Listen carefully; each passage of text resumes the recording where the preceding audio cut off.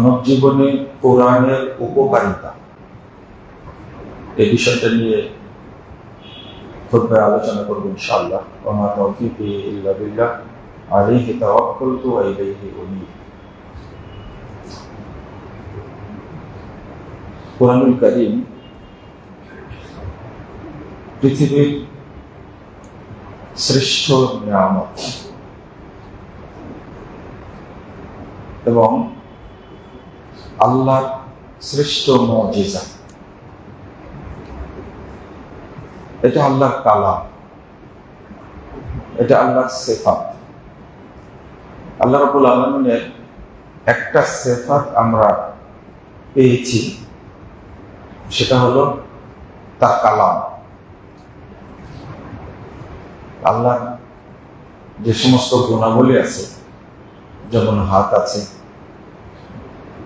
আল্লাহর চোখ আছে, মুখমণ্ডল আছে, আল্লাহর পা আছে, এইগুলো তার মতো পৃথিবীর কোন সৃষ্টির সাথে তুলনীয় নয়। কিন্তু আমরা চাইলে আল্লাহর হাত আছে মুসাফা করব, এটা সম্ভব না। আল্লাহ মুখমণ্ডল আছে, আল্লাহ এত সুন্দর, চাইলেই আমরা দেখতে পারবো, এটা সম্ভব না।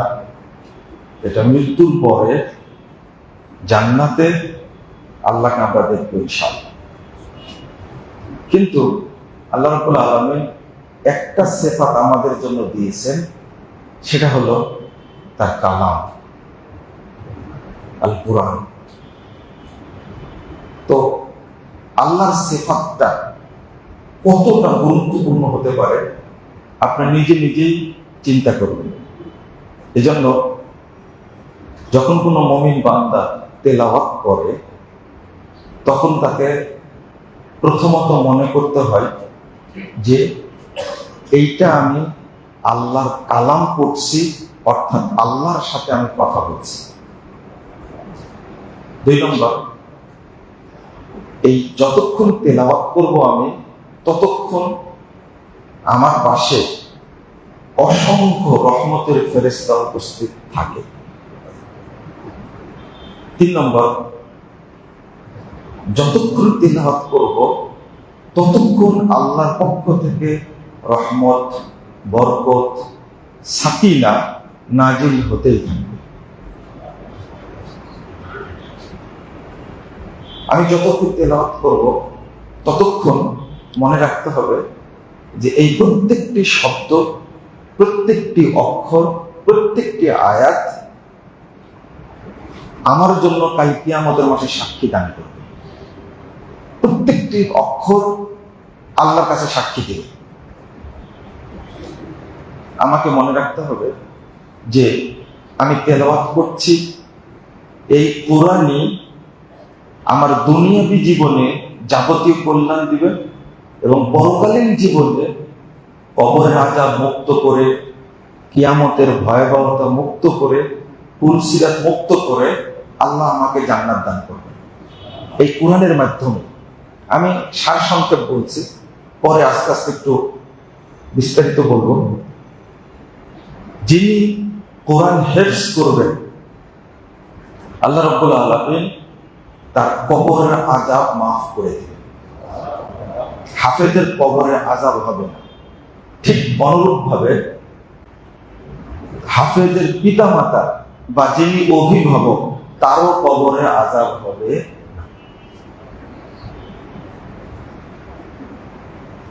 মনে রাখতে হবে যে একজন হাফেজকে কিয়ামতের মাঠে আল্লাহ এত সম্মান দান করবেন, পৃথিবীর কোনো মানুষকে আল্লাহ বলবেন না তুমি কোথায় থাকবা, তুমি নির্বাচন করে বাছাই করে নাও।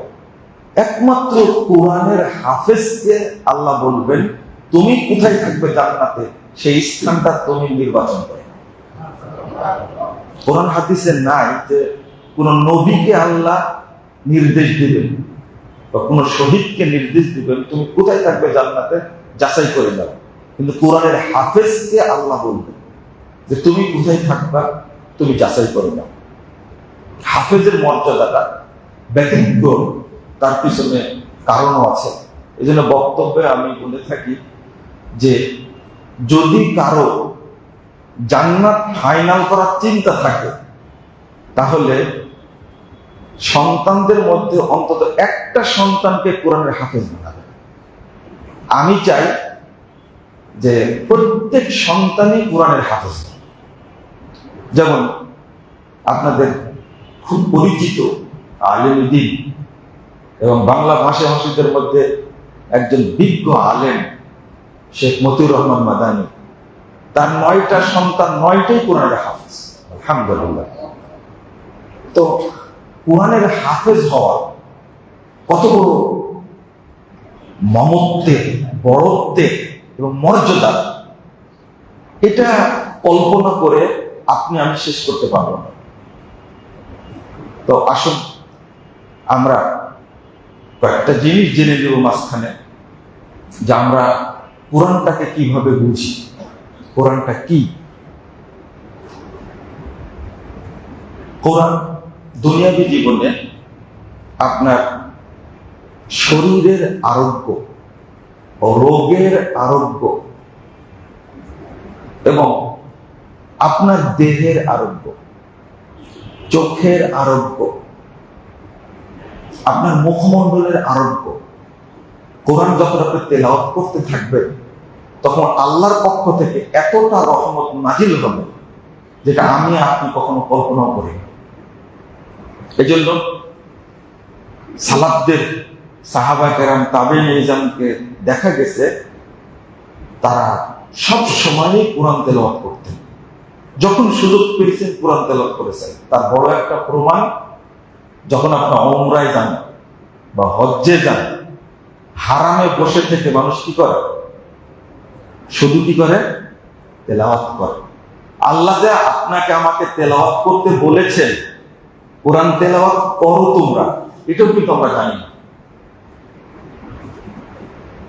রাসূলুল্লাহ সাল্লাল্লাহু আলাইহি ওয়াসাল্লাম একটা হাদিসের আগে অর্থ করে তারপরে বাকিটা বলার চেষ্টা করি। রাসূল বলছেন যে মান ক্বারা হারফাম মিন কিতাবিল্লাহ, যে আল্লাহর কিতাব থেকে একটা হরফ তেলাওয়াত করে, ফালাহু বিহি হাসানাহ, তার একটা নেকি হয়। ওয়াল হাসানাতু বিআশরি আমসালিহা, ওই এক নেকিকে 10 নেকিতে রূপান্তরিত করা হয়। এরপর রাসূল বলছেন যে আমি বলিনি যে আলিফ লাম মিম একটা হরফ, বরং আলিফ একটা হরফ, লাম একটা হরফ, মিম একটা হরফ। এই যে হাসানা বলতে কি বোঝানো হয়েছে? 128 নম্বর হাদিস, সেই মুসলিমের মধ্যে এসেছে। এই হাদিস প্রমাণ করে কোরআনের একটা আয়াত পড়লে শুধু 10 নেকি হয় না, বরং আল্লাহ বলেন আল্লাহু আযজা ওয়া জাল ইদা হাম্মা আবদি বিহাসানা, আমার বান্দা যখন একটা নেকি করার ইচ্ছা করে, আল্লাহ আমালহা, ইচ্ছা করে আমলটা করতে পারল না, কাতাবতু লাহু হাসানাতান কামিলা, করতে পারেনি, এরপরও আমি তার জন্য পূর্ণ একটা নেকি লিখে দিই। তারপর বলছেন ওমান হাম্মা আবদি বিহাসানাতিন ফায়ামালহা, আমার কোন বান্দা যখন একটা নেকি করার ইচ্ছা করে এবং নেকিটা করে ফেলে, কাতাবতু লাহু আশরা হাসানাত ইলা 700 দিফিন আল্লাহু ইউদাইফু মান ইয়াশা ইলা আযআফিন কাসীরা। আল্লাহ বলেন যে যখন সে একটা নেকি করে, তখন আমি এক নেকিকে 10 নেকিতে পরিণত করি, 10কে আমি 700 পর্যন্ত বৃদ্ধি করি, 700কে আমি ইলা আযআফিন কাসীরা, অসংখ্য গুণে গুণান্বিত। তাহলে কোরআনের হরফ পড়লে নিম্নে 10 নেকি হয়। নিম্নে কত হয়? 10 নেকি। উচ্চে হয় কত, সেটা আল্লাহ নির্ধারণ করে বলেন। হাফেজদের এত মর্যাদা কেন? তার কারণ আছে। আপনি বছরে দুইটা খতম দেন, তাই না? তাহলে একটা অক্ষর কয়বার পড়েছেন? কয়বার? 2 বার পড়েছেন। আর একটা হাফেজ একটা অক্ষর কয়বার পড়েছে বলে তো? কেউ গুনতে পারবে? বিজ্ঞানীরা গুনতে পারবে? একটা হরফ একবার উচ্চারণ করলে আল্লাহ কত নেকি দিবেন এটা আল্লাহ ছাড়া কেউ জানে না। সেখানে একটা হাফেজ, তাদের একটা ধারা আছে নাজেরা পড়া। যখন কোরআন শুরু করে পড়তে 10 বার 20 বার খতম দেওয়ার পরে মুখস্থ শুরু করে। একটা পৃষ্ঠা যখন মুখস্থ করে উস্তাদের কাছে যাই, একটু বেঁধে গেছে, 2 লাঠি মারি গেছে, আবার বলো। কোরআন মুখস্থ করাটা আল্লাহর পক্ষ থেকে স্পেশাল রহমত ছাড়া কারো দ্বারা সম্ভব। কোরআনের 30টা পারা বুকে আঁকড়ে থাকা অত সহজ না।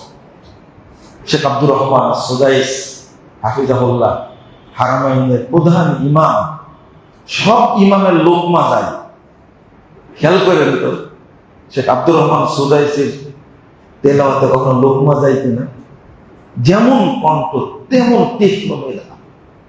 অন্য ইমামদের লোকমা যায়, আব্দুর রহমান সুদাইসের কখনো লোকমা এসে প্রমাণ হয় না।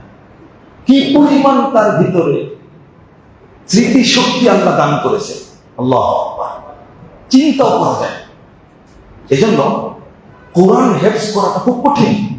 টিচার আবার মারবা, এরপরে আছে 7 সবক, এরপরে বলে আমুক্তা, আর একটা ফার্সি শব্দ বলে যেটা আমি বলা জায়েজ মনে করি না, সবিনো। এগুলো পড়ে, এরপরেও পারে না। তাহলে একটা ছেলে একটা শব্দ জীবনে কতবার পড়েছে এটা কোন পৃথিবীর ক্যালকুলেটর হিসাব করতে পারবে না, সম্ভব না। এই জন্য হাফেজের মর্যাদা এত বেশি। হাফেজের সাথে পারা যাবে না, এত মর্যাদার অধিকারী তারা। আমি যে কথাটা বলছিলাম, এই যে হাসানাটা, এই যে প্রভাব ফেলে। আপনি যে কোরআন তেলাওয়াত করেন না, কি পরিমাণ ঠকেন আপনি। প্রতিদিন কোরআন তেলাওয়াত করতে হবে, হয় দেখে পড়তে হবে, না হলে না দেখে পড়তে হবে, পড়তেই হবে। এটা আপনার স্বার্থটা কেমন? এই হাসানাটা কিভাবে আল্লাহ নাজিল করেন আমি ভুলে গেলাম। আমি ওই জিনিসটা আপনাদের একটু বোঝাতে চাই। ইবনে আব্বাস রাদিয়াল্লাহু আনহু তিনি বলছেন, জি, ইবনে আব্বাস রাদিয়াল্লাহু আনহু এই হাদিস নিয়ে এসে বলছেন, ইন্না লিল হাসানাহ দিয়াগান ফিল ওয়াজহি ওয়া নূরান ফিল কলব ওয়া সাআতান ফির রিজক ওয়া কুওয়াতান ফিল বাদান ওয়া মাহাব্বাতান ফি কুলুবিল খালক ওয়া ইন্না লিস-সাইয়্যা সাওয়াদান ফিল ওয়াজহ ওয়া যুলমাতান ফিল কবর ওয়াল কলব ওয়া ওয়াহনান ফিল বাদান ওয়া নাকসান ফির রিজক ওয়া বুগযাতান ফি কুলুবিল খালক। ইবনে আব্বাস রাদিয়াল্লাহু আনহু বলছেন, এই হাসানার প্রভাবটা হবে কি, মুখমণ্ডলে নূর ঝলকাবে, ওয়া নূরান ফিল কলব, আপনি তেলাওয়াত করবেন, অন্তরে আল্লাহর পক্ষ থেকে এমন নূর দিবে, পুরো অন্তরকে আল্লাহ আলোকিত করে দিবেন, অর্থাৎ পাকমুক্ত করে দিবেন। ওয়া সাআতান ফির রিজক, আর আল্লাহ রাব্বুল আলামিন রুজিতে প্রশস্ততা প্রাচুর্য দান করবেন, অটো আপনার রিজকে বরকত নাযিল হবে। ওয়া কুওয়াতান ফিল বাদান, আল্লাহ আপনাকে শরীরে শক্তি দান করবেন। ওয়া মুহাব্বাতান ফি কুলুবিল খালক, পৃথিবীতে যত সৃষ্টি আছে প্রত্যেকের মধ্যে আপনার প্রতি ভালোবাসা দিয়ে, আপনি সাধারণ মানুষ ভালোবাসবে, পাগল সবাইকে ডিস্টার্ব করে। ওর মধ্যে একজন ব্যক্তি আছে, তাকে দেখলে পাগল দাঁড়িয়ে যায়, কিচ্ছু বলে না। এই দৃশ্যটা কখনো দেখেছেন আপনারা? সবাইকে ডিস্টার্ব করে, ওর মধ্যে একজন ব্যক্তি আছে, পাগল তাকে খুব সম্মান করে, তার কথা শোনে, তার কারণ পাগল তার কিছু বুঝে না, সবাইকে ডিস্টার্ব করছে, একজনকে। আমি একটা উদাহরণ দিলাম। শুধু তাই না, আপনার মানুষের কথা বলবো, মানুষ ছাড়াও পশু পাখি, তার মধ্যে আল্লাহ কি দান করেন? মহব্বত দান করেন। এই ব্যক্তি এই জায়গায় ঘুমাচ্ছে, তাকে ডিস্টার্ব করা যাবে না। এই ব্যক্তি এই জায়গায় এসেছে, তাকে সম্মান দিতে হবে। অনেক উদাহরণ পশু পাখিও আছে যে পরহেজগার ব্যক্তিকে তারা ডিস্টার্ব করতে চায়নি। ইতিহাসের ঘটনা অনেক আছে, যুদ্ধের ঘটনা অনেক আছে। খালিদ বিন ওয়ালিদ ছিলেন, তাই জঙ্গলে পশু পাখিরা জায়গা ছেড়ে দিয়ে চলে গেছিলেন, সে না এখানে আমাদের থাকা যাবে না। দেখি মাহাব্বাতান ফি কুলুবিল খালক, খালক বলতে শুধু মানুষ না, সবচেয়ে আল্লাহ যত সৃষ্টি করেছেন সবার মধ্যে আল্লাহ মহব্বত দিলেন। ওয়াইন্না লিসাইয়্যা সাওয়াদান ফিল আযহির, আর একটা পাপ করবেন আপনি, মুখমণ্ডল কালো হয়ে যাবে। গোয়েন্দারা ধরলে প্রথমে বুঝতে পারে এ অপরাধী কিনা, তার মুখে ফুটে ওঠে। ওয়াযুলমাতান ফিল কবরি ওয়াল কলব, কবরে অন্ধকার হবে, অন্তরটাও অন্ধকার করে দেবে। ওয়াওয়াহনান ফিল বাদান, বয়স হওয়ার আগে শরীরে বার্ধক্য নেমে আসবে। কারো বয়স ৭৫-৮০ হয়ে গেছে, দেখতে মনে হচ্ছে ৮৫ করে নেই। অনেক ব্যক্তি এরকম আছে, বিশেষ করে যারা তাহাজ্জুদ পড়ে। ইন্না নাশিয়াতাল লাইল আশাদ্দু ওয়াতরাম ওয়া আকওয়ামু কিলা, যারা তাহাজ্জুদের সালাত পড়ে, আল্লাহ তাদের অন্তর, শরীর, মুখমণ্ডলের মধ্যে এমন একটা আশার প্রভাব দিয়ে দেন যেন তার মুখমণ্ডল, তার দেহে আল্লাহর পক্ষ থেকে নূর পরিস্ফুটিত হচ্ছে। আল্লাহ এটা করে দেন, এটা কোরআনের বরকত। এর আগেরটা কি? ওয়ারাত্তিলিল কুরআনা তারতিলা, এটা আল্লাহর নির্দেশ। কোরআন তারতিল সহ পড়তে হবে, এটা একটা নির্দেশ। আমি এখানে আরেকটা কথা আপনাদের কাছে বলতে চাই। কোরআন আমরা পড়ি এবং যে আয়াত হাদিসটা বলি, খায়রুকুম মান তাআল্লামাল কুরআন ওয়া আল্লামা, এটার অর্থ বুঝি যেটা আমরা, সে অর্থটা না। খায়রুকুম মান তাআল্লামাল কুরআন, তোমাদের মধ্যে শ্রেষ্ঠ ওই ব্যক্তি যে কোরআন শিক্ষা করে, মানে কোরআন পড়া জানে, তাই না? এটা রাসূল সাল্লাল্লাহু আলাইহি ওয়াসাল্লামের হাদিস। ওয়া আল্লামা, এবং যে শিক্ষা দেয়, যে শিক্ষা করে, শিক্ষা দেয়, এর অর্থ বুঝি মক্তবে গিয়ে আমরা একটু কোরআন শিখে নিলাম। কিন্তু সাহাবীরা কি বলছেন? ইন্না আফজালাল মুসলিমিন ওয়া আ'লাহুম ইনদাল্লাহি দারাজা মান তাআল্লামাল কুরআন তিলাওয়াতান ওয়া হিফজান ওয়া তারতিলান ওয়া ফিকহান ওয়া তাফসীরা,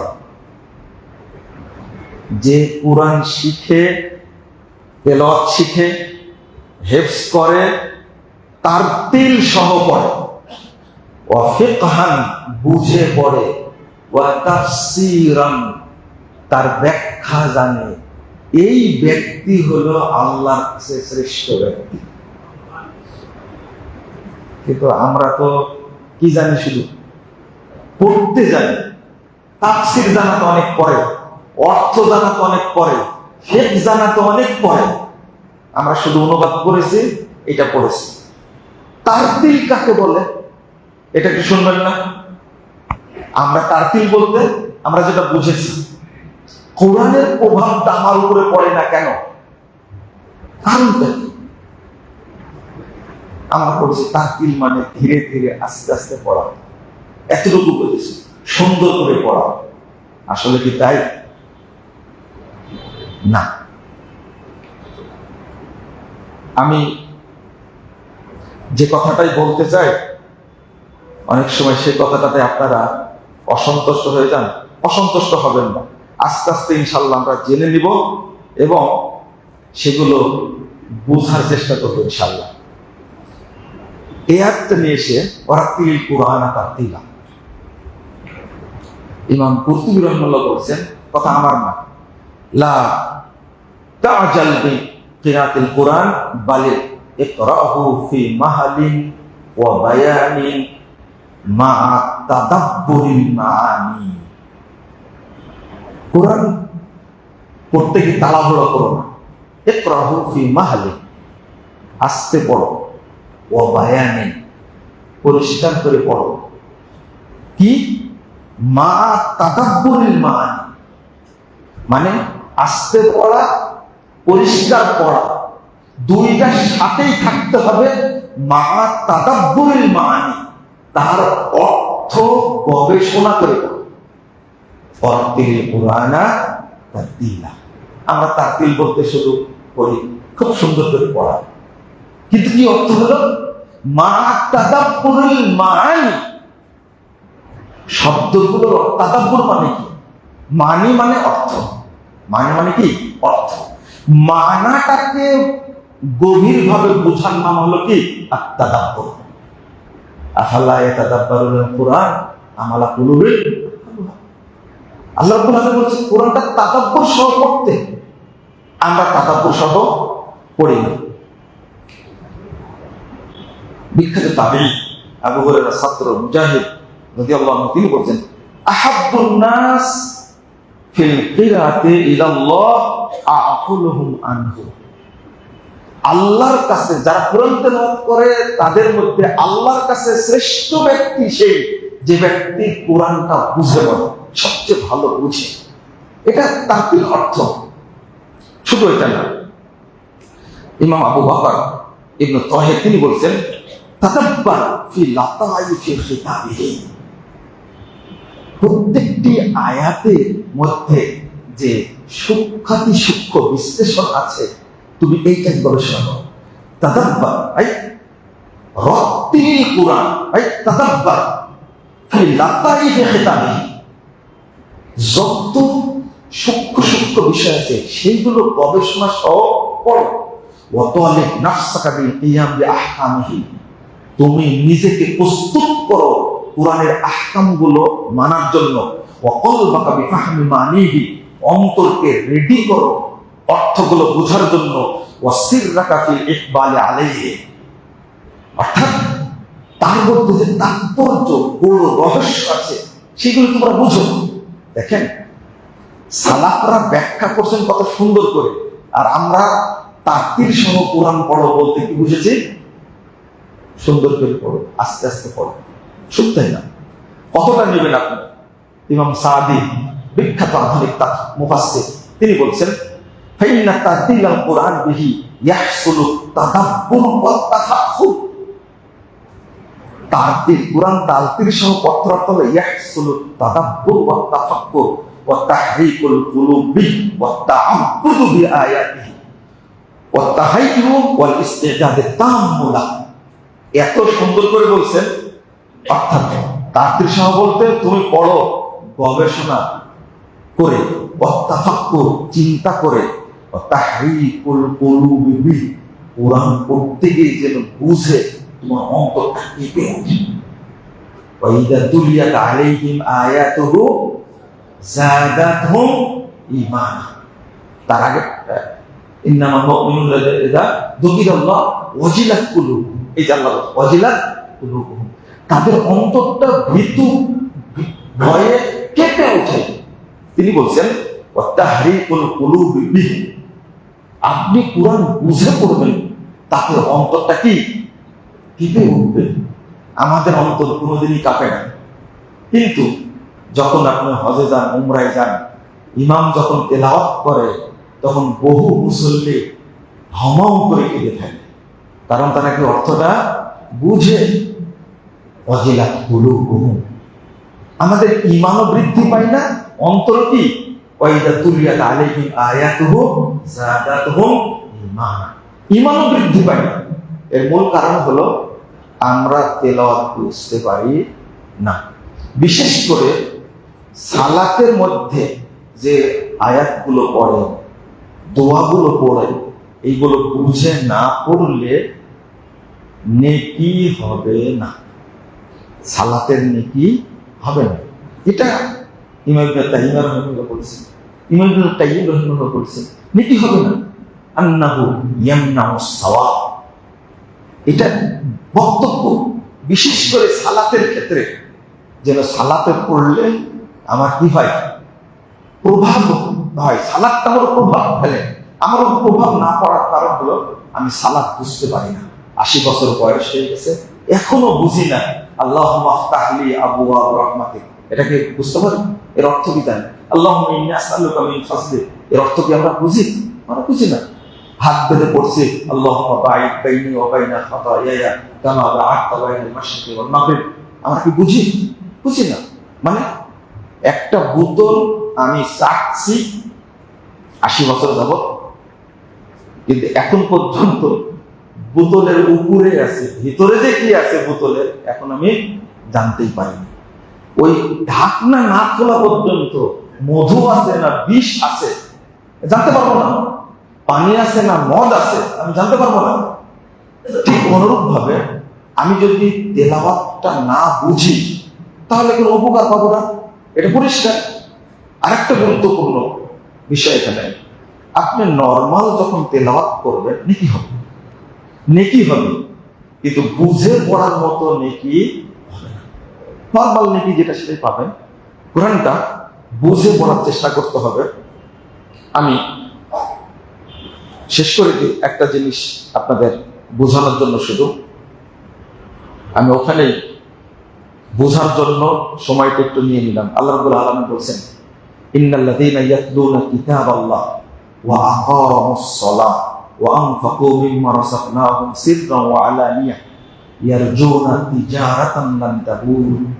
যারা আল্লাহর কিতাব তেলাওয়াত করে, প্রথম শব্দ আসছে কি, আল্লাহর কিতাব তেলাওয়াত করে, ওয়া আকামুস সালাহ, এবং কি করে, সালাত আদায় করে, ওয়া আনফাকু মিম্মা রাযাকনাহুম সিররান ওয়া আলানিয়া, গোপনে প্রকাশ্যে দান খায়রাত করে, ইয়ারজুনা তিজারাতান লান তাবুর, তারা এমন ব্যবসা করতে চায় যে ব্যবসায় কোনোদিনই লস হবে না, কোনোদিন না।